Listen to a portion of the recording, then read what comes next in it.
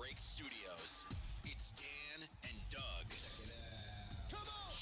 So, get hyped. Be hyped. This is The Hype.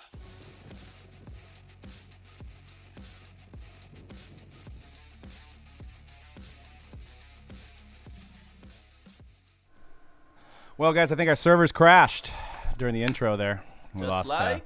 We just had. We had a lot of action going on the show, and the server crashed. But we're back for Hype episode number 22, y'all. We got a lot of stuff to talk about. Not a whole lot of topics today, but some juicy ones. I'm actually still refreshing on my phone. I'm trying to get a Prizm box. You know what? Just buy National Treasures. You really want something? It's available. It's available. It's available on their website. It's actually a really good deal. So it's a good product. I don't know why everybody wants this basketball.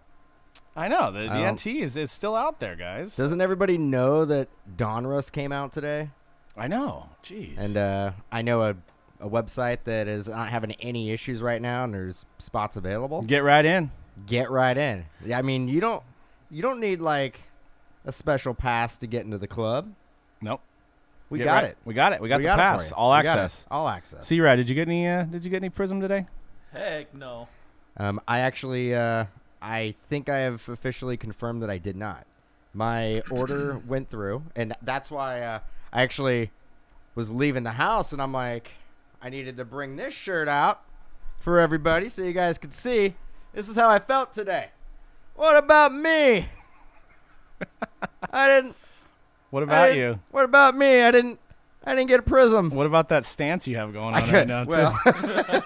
It's like you're going to take a dump and you don't want to touch the toilet seat. Well, it's the way the table's set up and the way the glass is set up, and I just I don't really want to get up and model it, you know.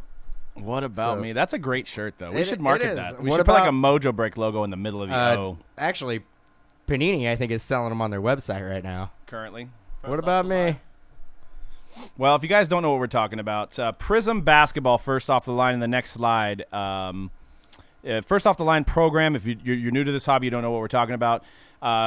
Typically, products were sold via wholesale to retailers, and that's how you'd be able to get the product. Now, the manufacturer is selling some of their hot products, which in this case is Panini, direct to consumer. Well, with this one being crack cocaine, it is, because you've got the Lonzo Silvers, you got the exclusive number to 8 parallels in only the first off the line.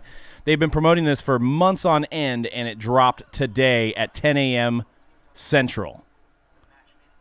And I got some volume going on there. Nope, it's me. What's your? All right. And so there was literally just servers going down today, craziness. People weren't able to check out. I've seen multiple people today that weren't able to get any boxes. If you go to the next screen, these are what all you guys seen today. You had the coming soon this morning. Everybody was like coming soon, even though it was supposed to already be there. Coming soon, coming soon. And then you got the death screen that everybody got, which was the hosting server connect timeout HTTP 502, whatever that means. Those were 3 of my closest friends today. Those 3 little icons. Well, it was like you, and then you got into the firewall, but you got a hosting timeout there. And red's bad. Red was not good. Red doesn't mean you're getting any Prizm delivered. Nope. It's completely out of the question. Not getting it. So that was very common today. It was about a 3 to 4 hour process, and there was a lot of people that were 3 to 4 hours in that they didn't get any. But boxes. you got to admit, everybody who didn't get it's super bummed, including myself. But you got to admit, it changed up Wednesday morning a little bit. Yeah. Like, it was kind of exciting, you know? You're like, am I going to get it? Am I going to get in? Am I not going to get in? Am I going to the club? Am I not going to the club? We didn't get to go to the club. No, Doug got 2 tickets to the club. I did. After 4 hours of work, broken phones, broken computers. I want to know if anybody punched anybody today directly because they could not get a first off the line box. Because there was moments where I saw Dan banging the desk. I think he was about to kick the computer. I almost threw my phone, but I realized it was a $1,000 iPhone. I don't want to throw it, but I almost did. So there was a lot of anger that kind of circulated from this hosting issue, and I don't know if Panini was prepared. I can't speak for them, but you have to know that you have to think that they knew the demand. There's going to be huge demand today. I'm not a tech guy, so I don't have a solution. other than the fact that what I've seen is They the server shouldn't- wasn't big enough. They shouldn't have announced it. Just do it. Just Yeah, throw it out there. but you know what I'm I gonna know, say there. I know you are, but like we wouldn't have the same issues if they just didn't say they were gonna just post it at like 8:00 at night. Well, yeah, but now the blowout has all the cards, and it's because they didn't post the time. Now there's collusion stuff going on. Dude, I think that would be a better outcome than what happened today.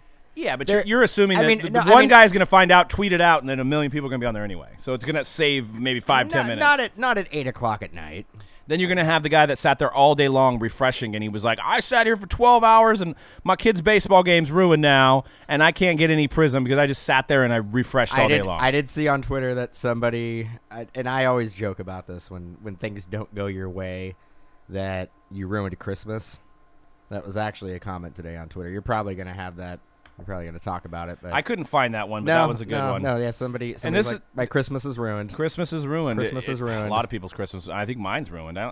God. And that was what the app looked like. You see a lot of those swirling,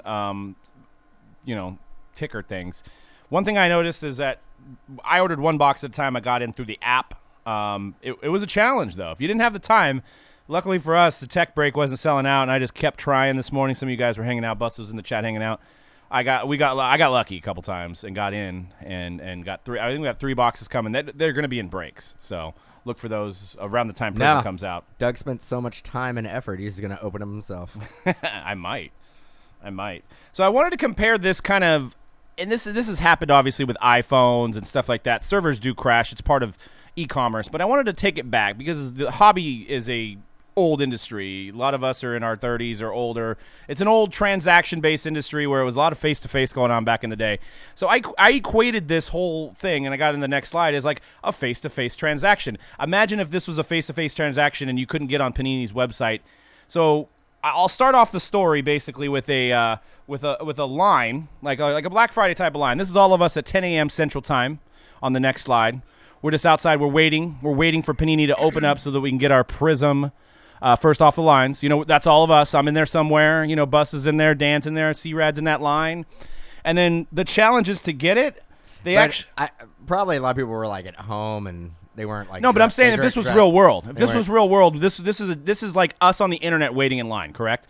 So then, but what Panini did because they're hosting, because their servers were down, they basically they fired water at all of us. It was like a hose. So we were all just trying to get to the front door, but we were just getting hit with a hose and getting knocked down constantly. So it was like, man, we really got to get in there, but we're just getting hosed down. It's really hard to get into the door.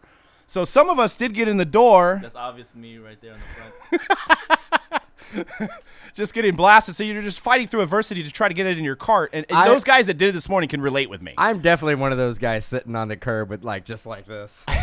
I mean, I was like, I don't know what to do, guys. And then you get all the way in almost, and then this comes up, right? It's kind of like if you just slipped on the water. So if you go to the next slide, a little funny cartoon there. It's like you slipped on the water and you just didn't get anything in your cart. So you got to go back and start all over again in that line and just get blasted with water again. And then I didn't even find a slide, but then the guys that got to the point where they put their credit card in and the CVV wasn't working, which was Dan was doing, that was just like the checker just slapping the merchandise right out of your hand. That was like fun. You brought it up and they just slapped it right out of your hand. That was my favorite part of the day. The favorite part was finally getting it to process, and it's like you hit checkout and it's all security code. And I'm like, there's nowhere to put it. Yeah. What do I do? Yep. And then I jumped back on the computer, and I think it was probably my fault. I was doing both the app and my computer is probably really trying to outsmart it. That's what everybody I think was doing. I think if everybody would have just done one device, it may have been a little bit smoother. But everybody's they have it set up on the Google Glass, and they're doing iPad, iPod Touch. Yeah, Smart TV. Smart TV. I mean, they had their kids, their dogs. Everybody was trying to get that box because literally, I mean, it's like this stuff is in so demand that it's just going to go up. But I wanted to – so the hobby spoke. There was a lot of people that were really mad. They took to Twitter. They took time out of their day. Well, they already took 3 hours out of their day, and then they were like, these tweets. You guys are worthless. Nothing works. Go to the next one. Man, did you check out Instagram? Panini's a joke. Tried to buy for 3 hours. Was able to get 4 boxes in my cart, but the screen wouldn't never get past the shipping screen. Now it's sold out. Won't be buying shit from y'all anymore. Yeah, sure. And if you go to the next one, bullshit. I had 3 in my cart for 4 hours. Now they're sold out, wasting 4 hours of my day. There was much worse. There was much worse than this. It's a good read if you're you get your popcorn if you're sitting on your toilet on the old phone. Some good reads. Checkout does not need to communicate this much between client server for a simple order. Hire some programmers from this century. That guy, could hire that guy. That guy seems to figure it out, but like I said, I'm not a tech guy. I don't know. I mean, our site crashed before too, but we don't ever have 10,000 people go into our site at once. So that's maybe the tech guy. I don't know. That's what somebody else put on Twitter, that was maybe their tech guy. Maybe he just, he's not hip to the new. Milton from Office Space. Milton from Office Space. Not hip to the apps, the iOS, the Android market. Maybe, maybe he just didn't understand. Looking for a stapler. He's looking for a stapler. Right at 8 a.m. there, Pacific, 10 a.m. Central. So I liked how they put Central. That was a smart move on their part. Right in the middle.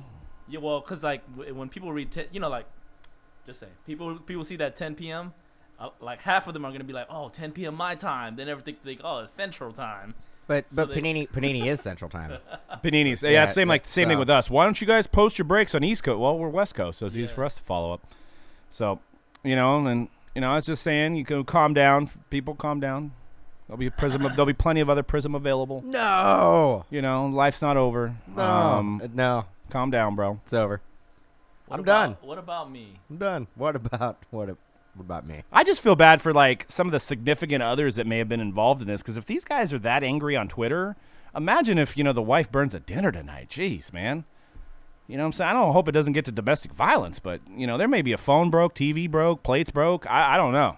Well, there was just a lot of anger going on. The thing with me, I mean, I'm 35. I've had some disappointment in my life before. There's things in my life that I've wanted that I did not get, so I was pretty equipped to be able to handle it. Mm-hmm. It doesn't look like some people, at least with Twitter comments, were not going to be able to handle the old no.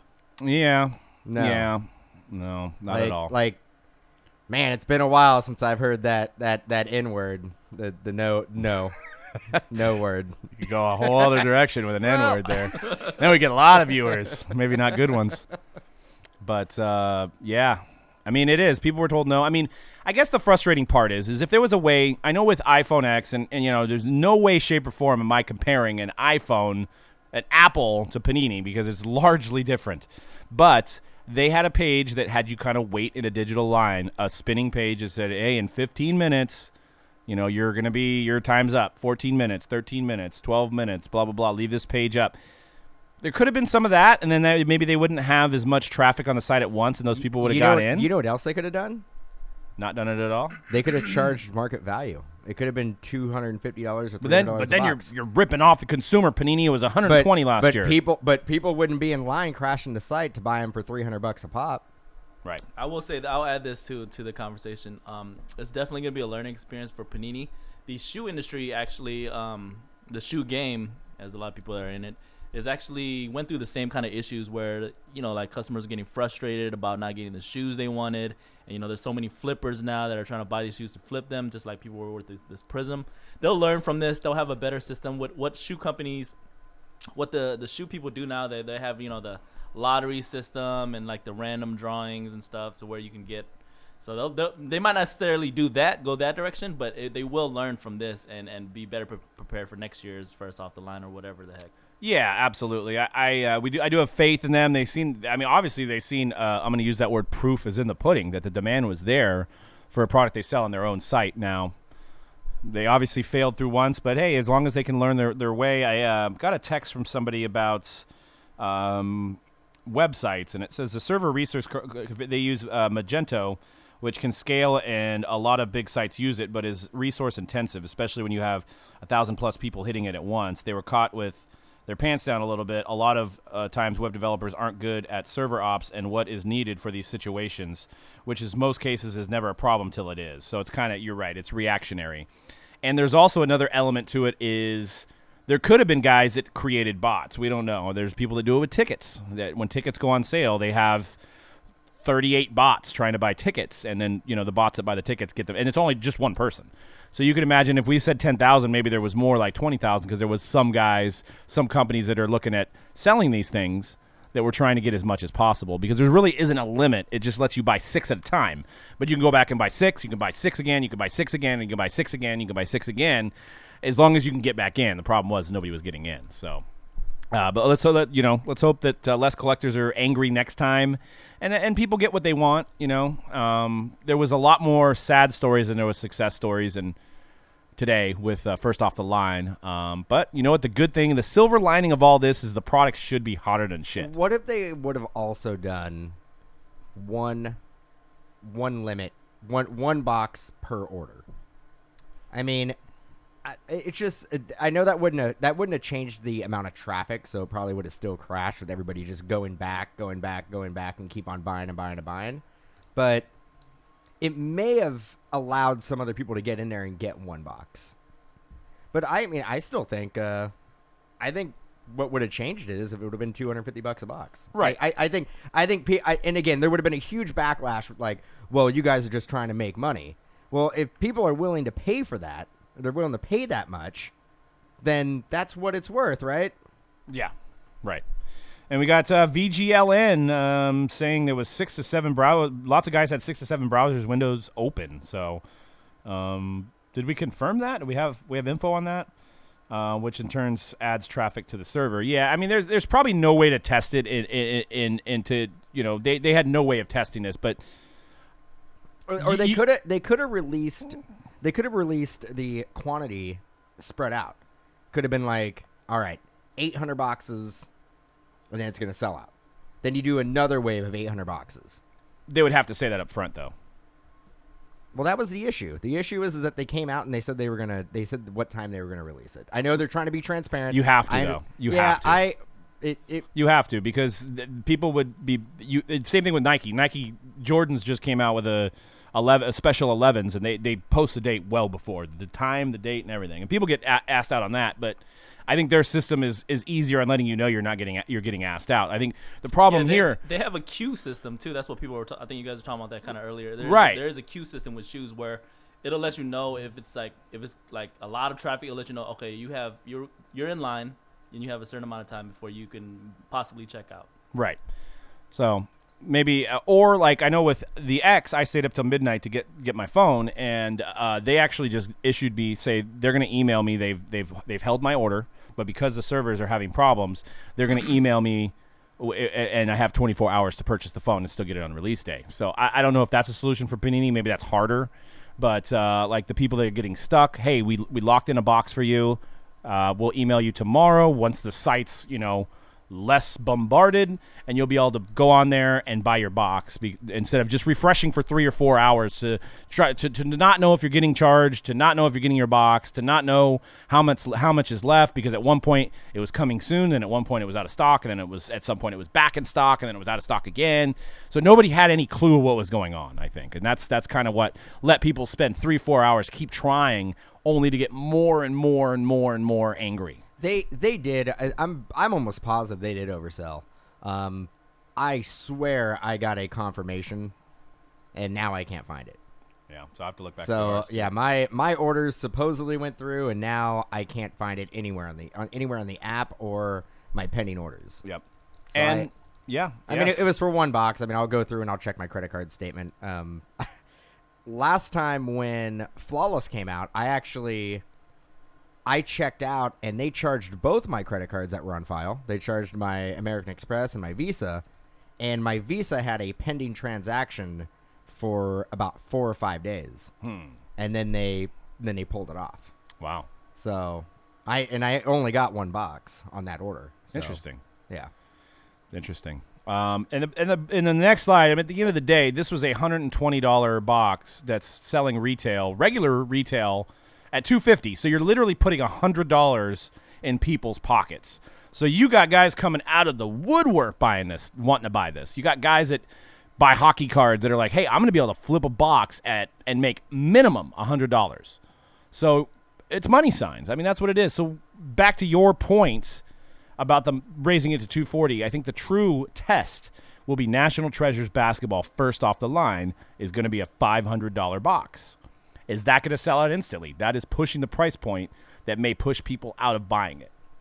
So that'll be the true test. $120, you spend $120 on shoes. We spend $120 on going out to eat sometimes, you know what I'm saying? So $120 is a drop in the bucket. Now $500, I don't know. That product's going to be hot with this rookie class, but I don't know how many guys got $500 to pony up. I mean, it could potentially be a $1,000 box, so it could be $500 in your pocket there. But IMAX sold out, right? IMAX sold out quick too. Yeah, that's true. So, but that was the very, very first off the line. And they did.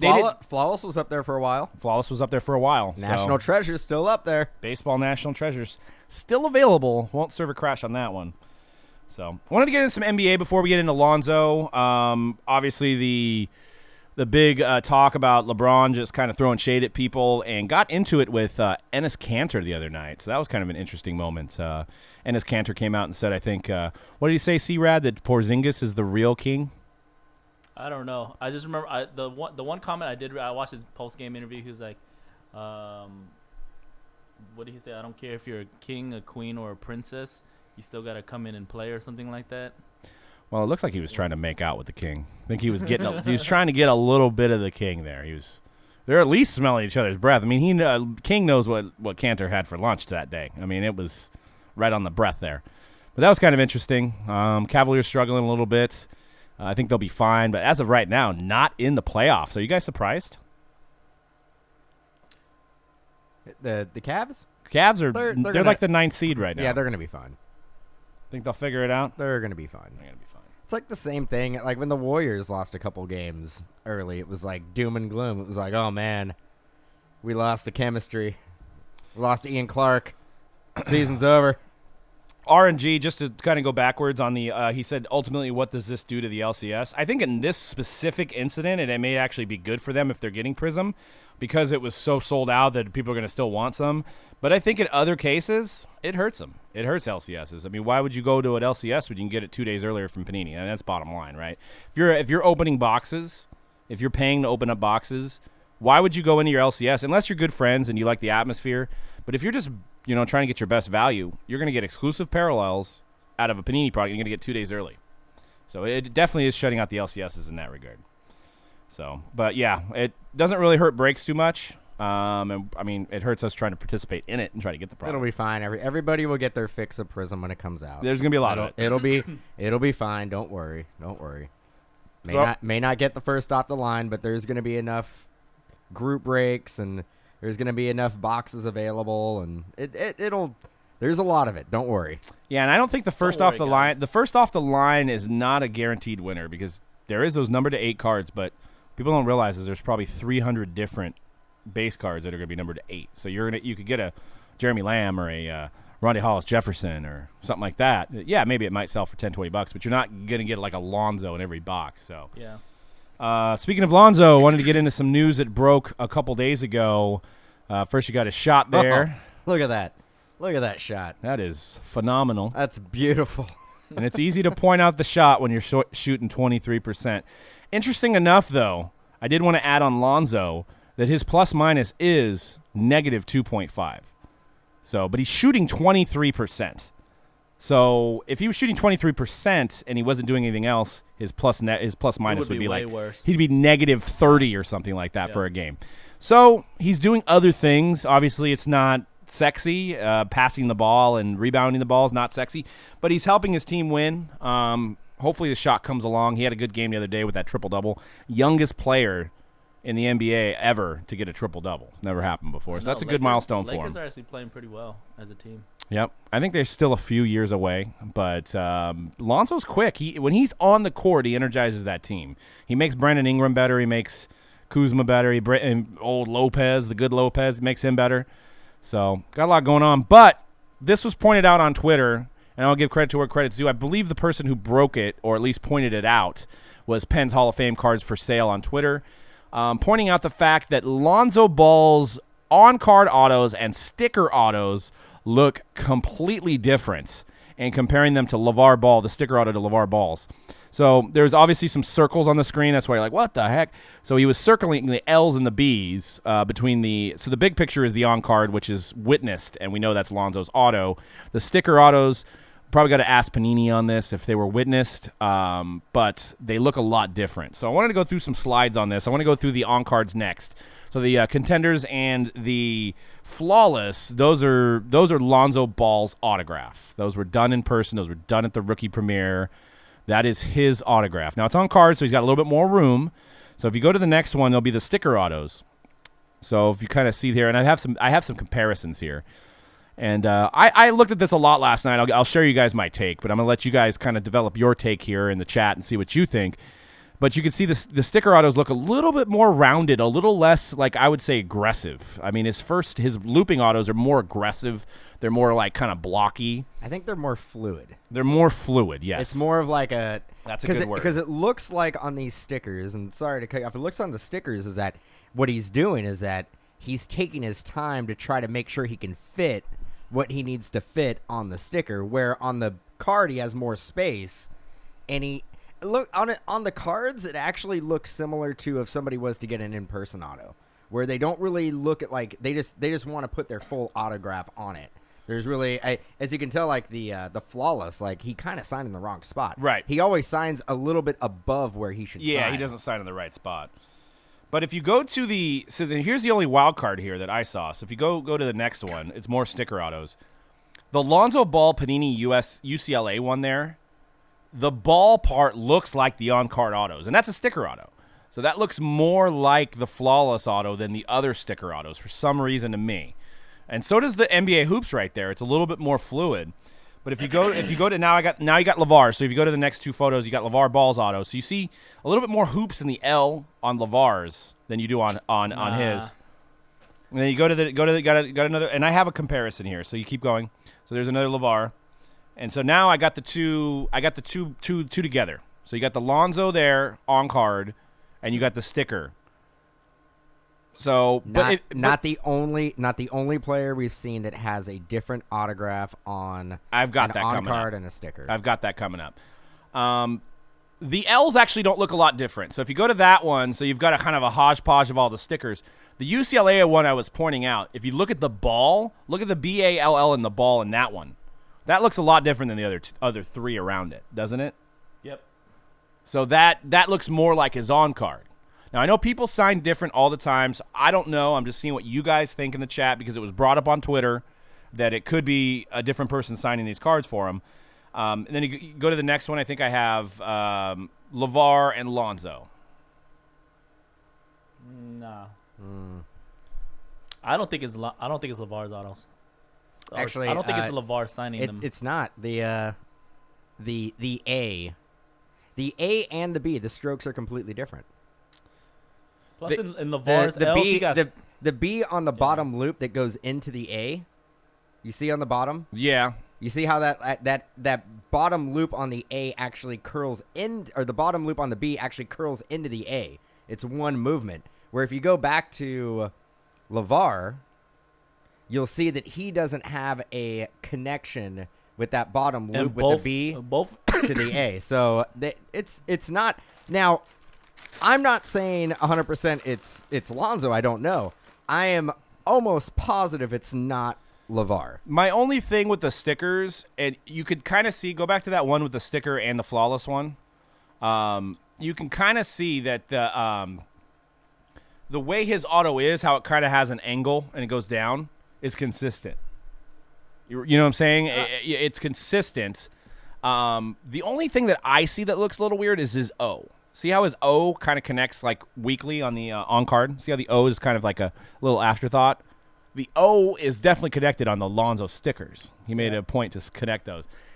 It looks interesting, but what I wanted to point out, I mean, people are trying to say LeVar signed for him, which could be a possibility. Dude, the B and the A on LeVar and the B and the A on Lonzo those are two different signatures, two different people.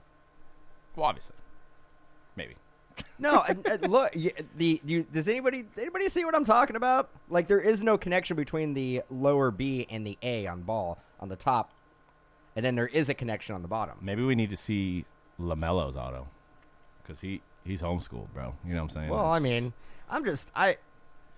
Dan, here's the part where I'm confused. We went to the rookie photo shoot and we talked to a lot of the rookies, and they told us they signed a crap ton of stickers. yeah, they did. And I'm assuming that includes Lonzo Ball. Wouldn't they use those in the first few products, or do they save those for later? Here's the thing, like, you know, I while you were doing a lot of the on-camera event, I was sitting there talking to a lot of the players before they would sit down with you.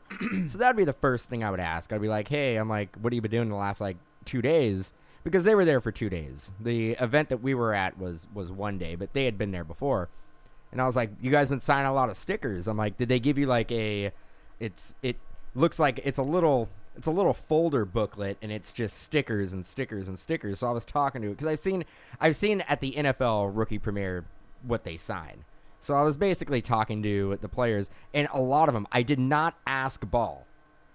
He had said that he had been signing a lot of cards, but I didn't ask him specifically about the stickers. I did ask about 3 or 4 other players about him, because the players, like, that's usually the one thing that they're like, why was I signing just like a book full of like blank stickers? They don't know where those are going. They don't know where those going. Yeah, I mean, it's a good point. I mean, I don't think it's LeVar's, to be honest. After doing a lot of research back and forth yesterday, it is funny. But what I contribute it to, go to the next slide, the one after. You've got Cam Newton. Now look at that. Look at those Cam Newtons. Those are 2 completely different autographs. The thing about it is, Cam Newton, just like Lonzo, takes a lot of space up on his on-card autos.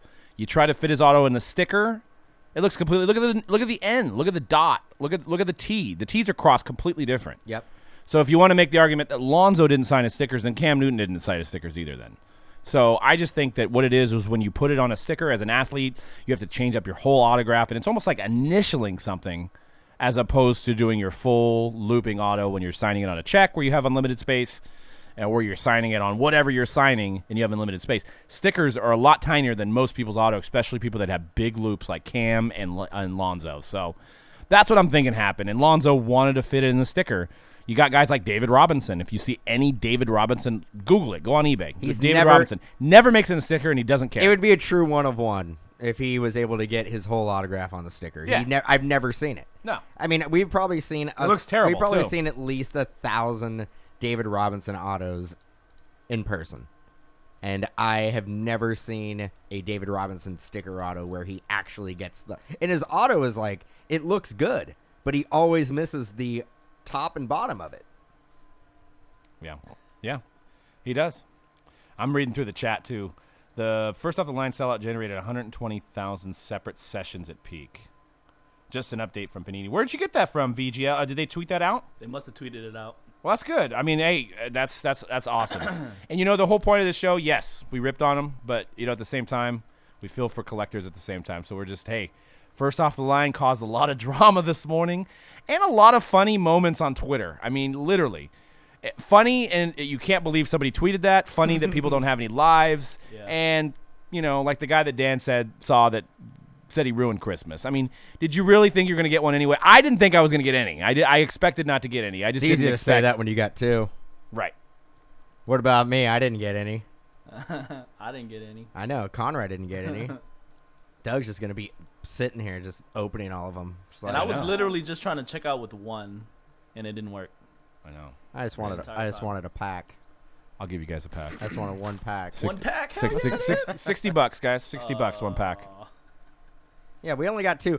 And I was actually seeing a lot of some tweets about, oh, well, all the stuff went to the group breakers and the online retailers. And I'm like, there was multiple. I know specifically 3 group breakers that didn't get any. And they tried. They didn't get any. Yeah. No special privilege here. I mean, Doug got 2. Doug got 2. I'm special. You are special. And if you watch the feed, the great part about it is I was on the feed earlier selling out high tech, or trying to sell out high tech, which we obviously wound up selling it out because all of our breaks sell out on mojobreak.com. I did a crazy, like, just fist pump because I got through, because it was like 2 hours of just trying to get through, and I got through, and it was exciting. It was like accomplishment. So if I would have got it in like a minute, I wouldn't have been that excited.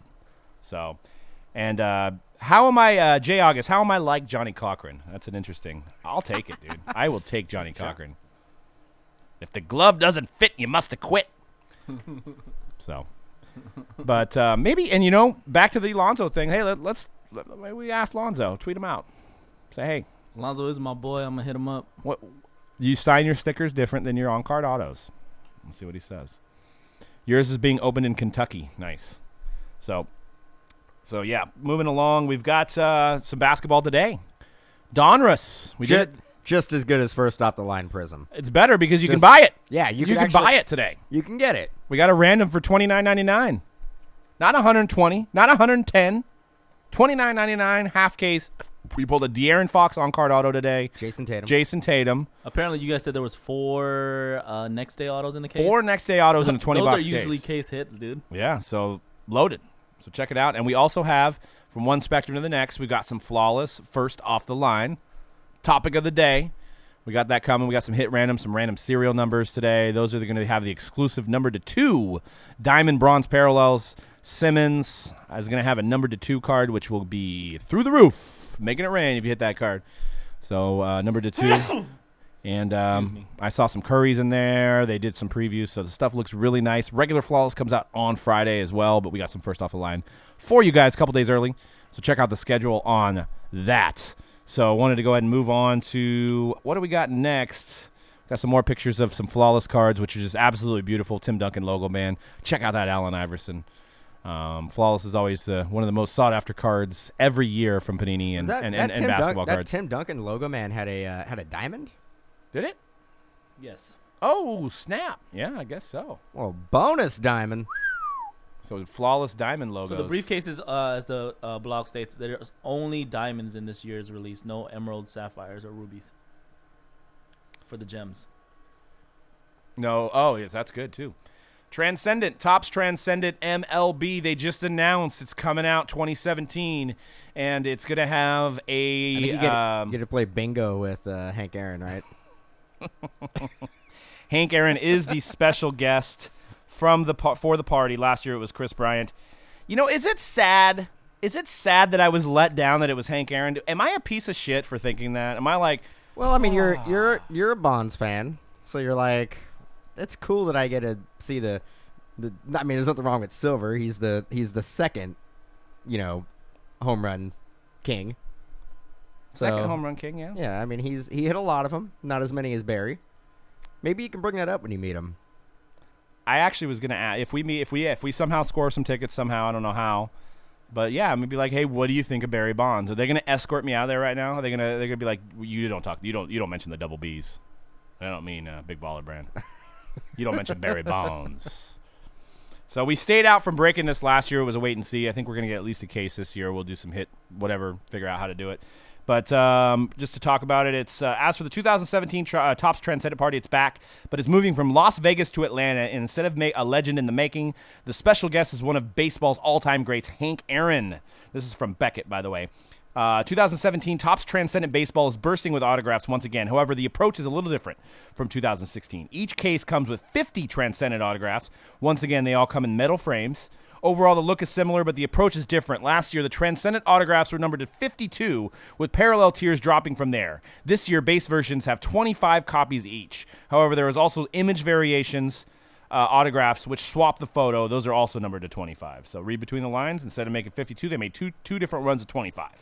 Parallels for both the base and variation autographs include silver to 15, purple to 10, red 101, and gold 101. Additional autographs. It's not only Transcendent autographs that are in the product. Oversized cut signatures return at a rate of 1 per case. The list of signers range from baseball greats like Babe Ruth and Roberto Clemente to actors and entertainers to politicians and historical icons. All 2017 Topps Transcendent baseball cuts are one of ones. Last year, Chris Bryant showcased Topps history in baseball cards with a series of one-of-one autographs. For 2017, it's Aaron Judge's turn. Each case comes with a one-of-one signed card from the 2017 American League Rookie of the Year, done using a Topps design from the past. However, with 87 cases this time, so they upped it from 65, it's more than just a flagship base card designs that are being used.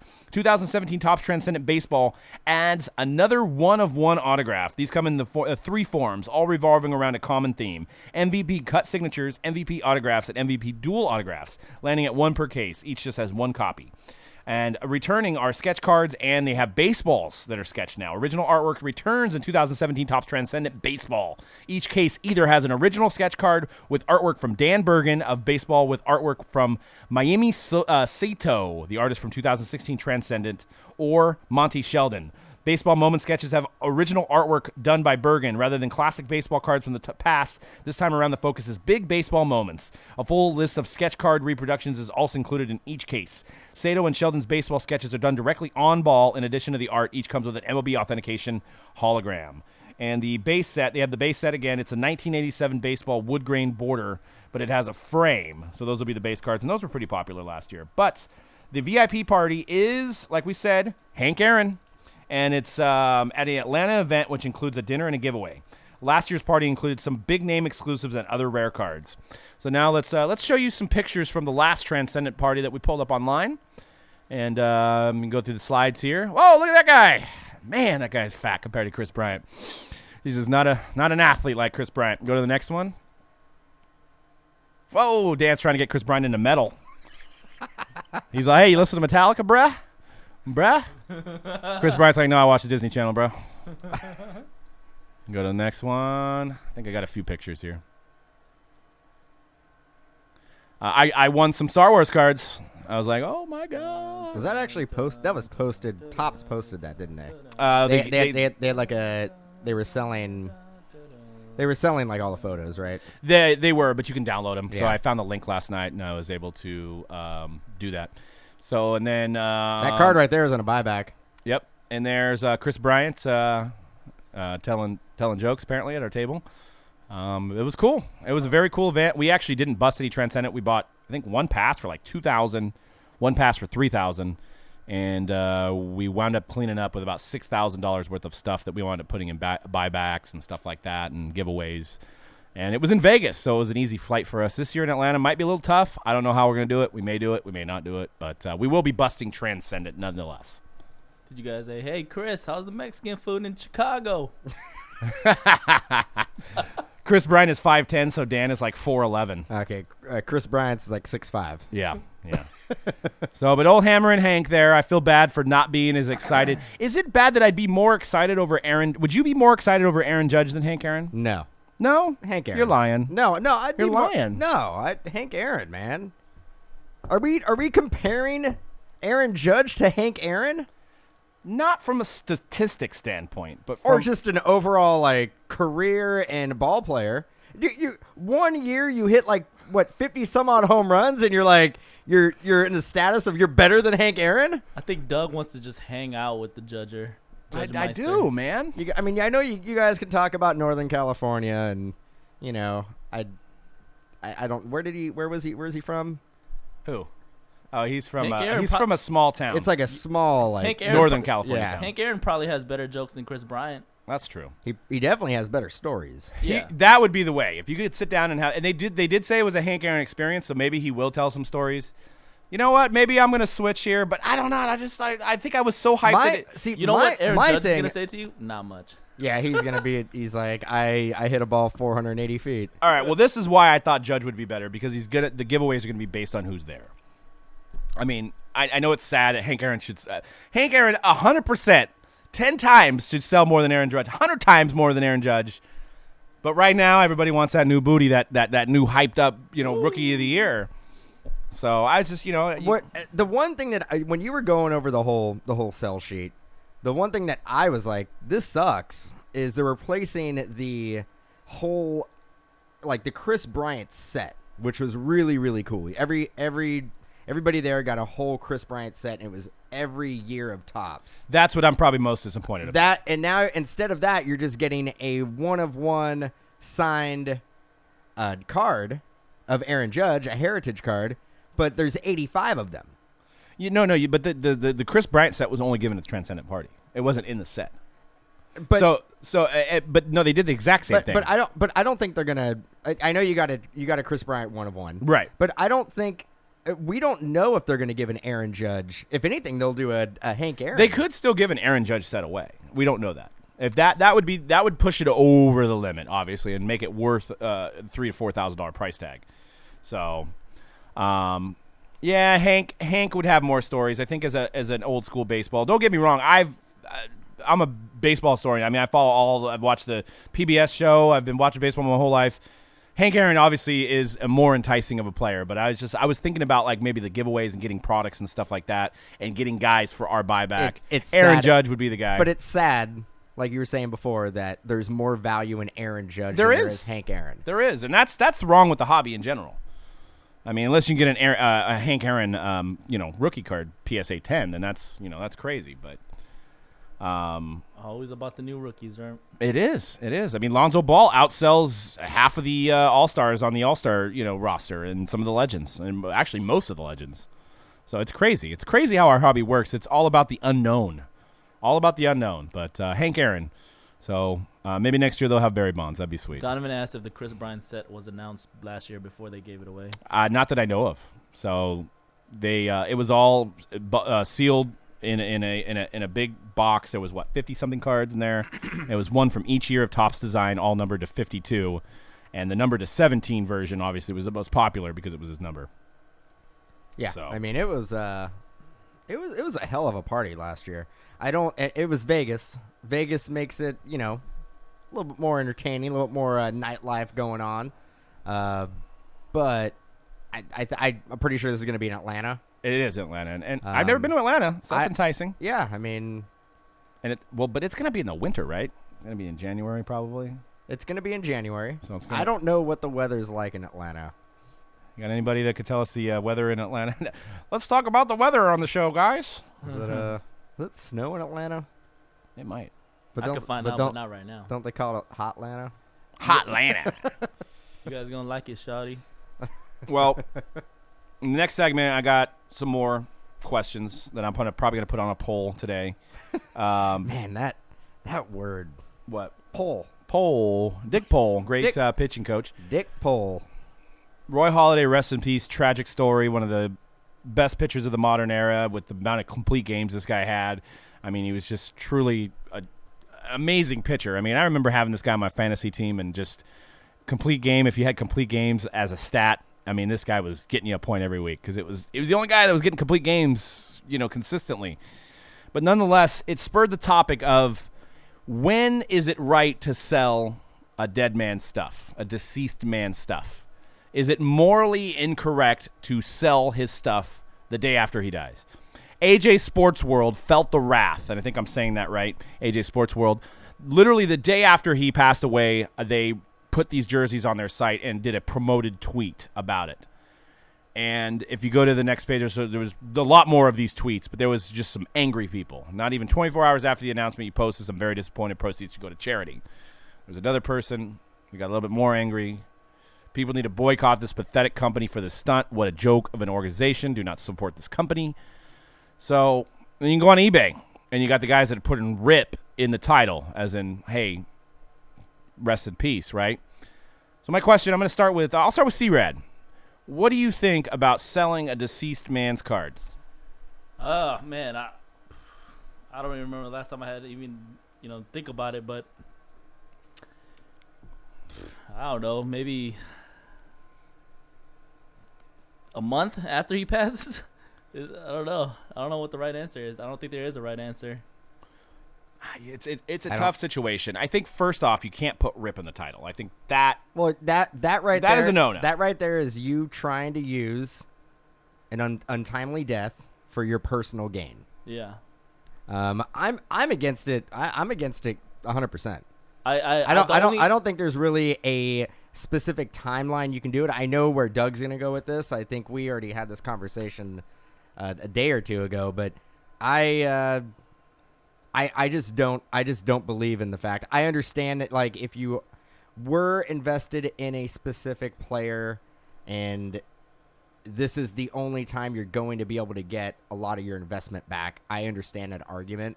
But the cards, theoretically, they're not going to be any more in the market, so they should stay pretty much the same value. Well, and you've got different circumstances. Roy Halladay wasn't really around in the Bowman Chrome era of collecting, I would say, right? But Roy Halladay's autographs should stay around the same value.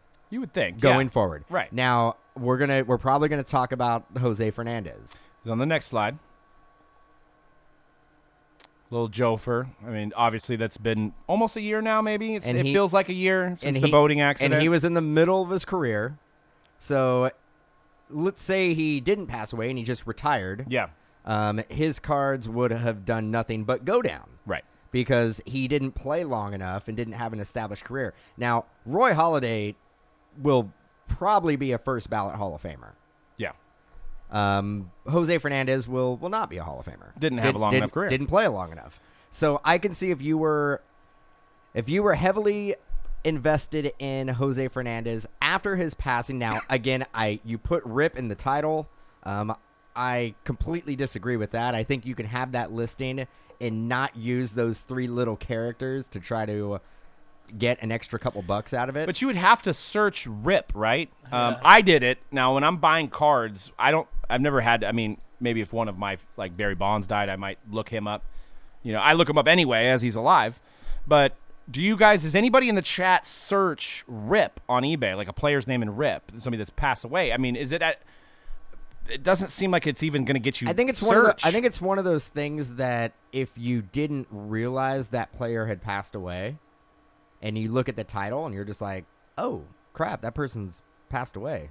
So that's what people are trying to achieve. I think it's all about catching somebody's eyeball in the listing, I think.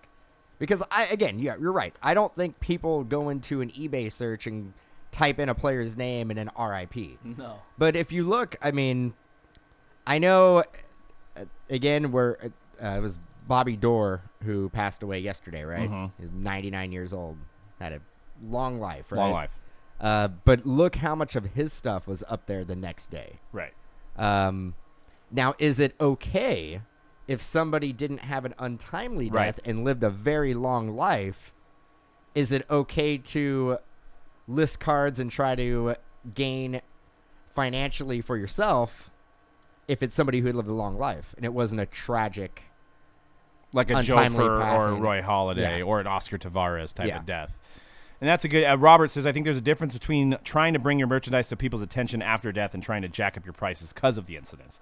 I completely agree with that. I mean, in the incident, what I was telling Dan off air yesterday was the fact that Jofer had a huge. I mean, he was in the middle of the Bowman Chrome era where people were buying all of his cards at a cheap price because he was the next big thing. So there was guys out there, and I'd seen him on Blowout, and I'd seen him on eBay and stuff. They were invested 20, 30, 40, 50 grand into Joe for all of his colors, all graded, stuff like that. So hard to not, if you put all your eggs in that basket, that happens, and you're not fortunate enough to have millions of dollars sitting in your bank account, and you were waiting for him to just win a World Series or something like that and watch your investment come to fruition. I mean, that's the thing. These guys are looking at these as more of an asset, some of these guys, than looking at it as from a human standpoint of a death. So they're looking at, like, I got to unload my assets. Same thing like with a company, a stock that's going down kind of thing. Now, I think the argument to that is don't use RIP. I think that's it. I mean, if you had to unload all your stuff, then don't put RIP in. I got another scenario for you. Let's say there is somebody who is, sick, probably not going to be around much longer. We saw it with Harmon Killebrew.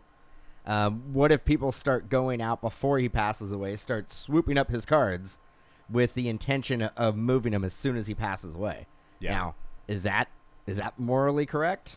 You know what? I don't know if it was Curb Your Enthusiasm. I think it was an early episode, like first or second season of Curb Your Enthusiasm, where they heard Sandy Koufax was sick or something like that, and there was like an auction for like his signed original jersey, and the guy like bid it up to like $80,000 or something like that and won it. And then they're like, oh, Sandy's just got a cold or something like that. And he's just, he's just pissed because he thought he could double his money. And I think that's, that was obviously for comedic purposes. But, just trying to capitalize like that. And like you said, VG said in the chat, you've seen Wilt stuff where they posted in the description that he was dead and no more were being created. That's a guy that's been, I guess it's time, right? So if it's like within a couple weeks of it happening. I don't know, man. But you don't see Babe Ruth rip. You don't see Mickey Mantle rip. I think you can have so many different opinions about this that there's really no right or wrong answer. There's no right or wrong way. It's just whatever you feel comfortable doing. Yeah. Guess so. I You know, guess. To each his own. Whatever floats your boat. Whatever floats your boat. And that was kind of the topic. Is it right to sell off a recently deceased player's card? And I think we kind of already covered that topic, but I think the consensus is the rip part, right? You gotta keep off the rip. Don't say rip. Plus, it gets mixed in with all the rip cards from Allen and Ginter. I know, dude. You're looking for a rip card. You're like, damn, I wanted a Mike Trout rip card. Did Mike Trout die? It says Mike Trout rip. He died. Holy shit, I got to buy all Mike Trout. He died. When did he die? Let me look at Twitter. Oh, rip card. All right. Well, because we were having this conversation, I searched, and I think about maybe 80% of the listings were for Allen and Ginter rip cards. Yep. So it is what it is. It is. Middle of December, Will, on the Transcendent, from what I could see. Middle December, I think the party is usually in January. Mid-January. I want to say January 16th. Yeah. We'll see, though, because they had 60-something cases last year, and they didn't sell out fast. And there was rumors going around at the National that it was going to be more expensive than it was the first year. Yeah. So You better provide at So least the same type of value. it looks, to me, I'm not a math genius, more cases, more money, Yeah. higher price. Right. So we'll see. I mean, it's a phenomenal year. This year's a great baseball year. Talking about great baseball year, Topps Tech is back with 40 cards per box now, if you hadn't noticed. We broke a case this morning. The stuff is really nice. I actually love the new format. So instead of getting like 6 cards in one auto, you're getting 40 cards total with a lot of parallels and 2 autographs per box. And you got a lot of nice chase with Judge, and then in the next slide I got a Jeter. So we got more breaking today, so check that out, mojobreak.com for all your breaking needs. What? They used his rookie photo, dude? Yep, it's sick. So, young Derek Jeter. So, Flawless Football Collegiate, we're going to break it. First one sold out. We're breaking that next in about 9 minutes. Collegiate. Are we doing collegiate football? Yeah, we're doing collegiate football first. Oh, man, we're going to get one of those Stanford boxes, aren't we? Stanford. Is there Stanford boxes? There's Stanford briefcases. Is there Notre Dame ones? No, they can't use Notre Dame, right? No, I God, it's a terrible day for Doug. He only gets 2 boxes of Prizm first off the line, and now Panini's not going to have any Notre Dame briefcases. What about my Prizm? It's a terrible day. Terrible day for Doug in the hobby. just threw the remote. So angry. I need to get a What About Me shirt, too. Nah, they're hard to get. One day one? One day one. Actually, I think it was through like an Etsy site. So, yeah.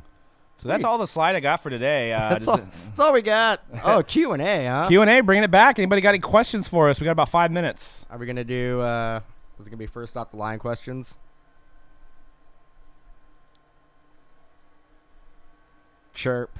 We got are there going to Chirp. be any more PYT Topps Tech? Yes. We have more cases than we thought. Community college cases. I like it. Little, Deanza college briefcase. Yeah, dude. Little Aloni college briefcase. That would be hilarious. Well, Sean Kemp went to one of those. You might find a Sean the biggest hit in the run. I don't think he went to either one of those. Not any of those, but he did go to community college. I think OJ started in community college. He might be one of those. No, I don't think so. He West Valley Community College. It's a powerhouse. did. FOTL reminds you of the Pokemon card craze. Yeah, card collecting definitely this year has been a big year because it's all based on the players. Yeah, I mean, 17-18 rookie class is the biggest one since LeBron's rookie class. Yeah, I mean, some people were trying That's to say why the hype is the way it is right now. Exactly, and 2016 football was really good. 2017 baseball was best something like we've never seen before. You wouldn't have thought cards are coming back in a big way if you were buying 16-17 basketball. But we've been doing this. We've been doing this for 7 years. We've seen a lot of peaks and valleys in the market. So we've seen. 2013 was probably the worst year for football. Mm-hmm. There's been a handful of years of baseball that's been kind of flat. Football 2012 was really good.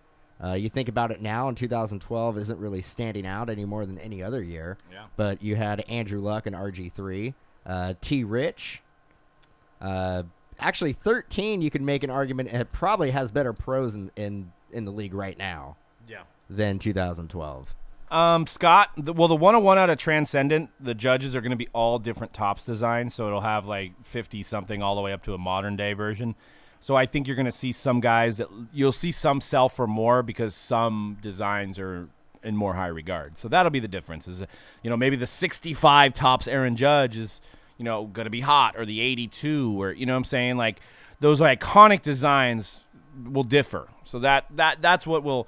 And I believe the Bryants were like $1,000 a piece, some more originally. So it'll still have a lot of value. I mean, Bryant's wasn't even a rookie card, so this will be a rookie card. So this will be a little bit different than Bryant. I think there'll be more value on the 101 judges on these. I think. I also think hockey this year is. I think Upper Deck will figure it out. I think they're gonna have to be innovative with some of their designs and some of their memorabilia pieces, like they always are. Well, maybe one of the third pick, fourth. But pick I think one of the rookie, like there will be a rookie who's going to stand out. But obviously they're not going to move as much product as they were moving in 15, 16, and 16, 17. Yeah. So, but we'll see. They'll figure it out. Upper Deck may do some type of print to order, and a lot of their products may be amazing. They may be loaded. They may not make many. They may not. I mean, that's definitely the silver lining when there is a bad rookie class. Some of these companies that are print to order, they're only going to make what their pre-order numbers are when they come in from the distributors. If that's the case and it's underproduced, then you're going to get tons of value in every case. So it's not a bad thing. Sometimes it actually works out to be good for a specific, yeah, there's definitely some silver linings in that, and they'll go back to vet stuff or get some more rare stuff, like more one-on-one type stuff. But well, we got 4 minutes before we got to do the break, so we're gonna cut out and save the video. But don't go anywhere. The feed's gonna stay on. We got a whole slate of breaks today. Like I said, Donruss basketball came out today. We've got Flawless first off the line. We've got more Tech. And we got Tech Random, Tech Team Style. And we got a lot of stuff going on, guys, so just hang tight. Chill in the chat with us and have some fun today with all these new releases. And thank you guys for tuning into the hype. And we do this every Wednesday at 2 Pacific, or I should say around 2 Pacific because today was 2:30, but around 2 Pacific every Wednesday. You can watch all the archived episodes on YouTube, and make sure you guys subscribe to our YouTube channel so you get notifications when the hype's coming up, when we got free breaks, when we got awesome breaks that happen, the sick case happened. You want to see what kind of cards came out of it, so be sure to subscribe to us on YouTube. We also have a free 2017 Topps 5-star 3-box break, completely free.